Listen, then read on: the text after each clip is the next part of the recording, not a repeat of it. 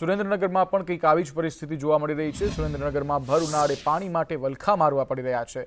ગામની મહિલાઓએ પાણી માટે હલ્લાબોલ કર્યો છે, જ્યારે 15 દિવસે પાણી આવતા મહિલાઓમાં રોષ જોવા મળ્યો હતો। 6 થી વધુ ગામોમાં આ પાણીની વિકટ પરિસ્થિતિ છે।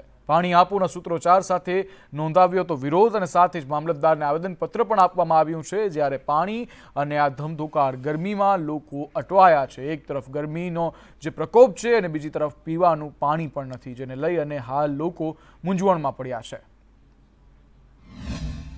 અમે સાયલા તાલુકાના વડિયા ગામના છીએ। અમારે 15 થી 20 દિવસે પાણી આવે ત્યાં છતાં એવાડામાં ઘરે તો નથી આવતું, તો અમારે પાણી ભરવા જવું ક્યાં?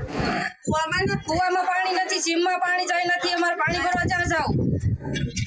1000 રૂપિયાનો 500 લીટર પાણી એમ નમાવી અમારે પીવું, પશુને પાવું કે છોકરાને પાવું? અમારે પાણીનું કરવું શું? અમારા ગામમાં નહીં, અવાડામાં નથી, કુવામાં નથી, ગામના પાદરમાં ક્યાંય પાણી જ નથી। તો અમને સરકારને કહો કે અમને પાણી આપો, ગમે ત્યાંથી બહારથી નહીં અમને પાણી આપો। ગામમાંય પાણી નથી, ત્યાં ગામની સીમમાંય પાણી નથી। ગામની સીમમાં આવી તો અમે તો માટલા લેવા જઈ લઈને જાવી છે, આ કૂવો જાવી, પેલા કૂવો જાવી, કૂવો અમે ભરવી છીએ।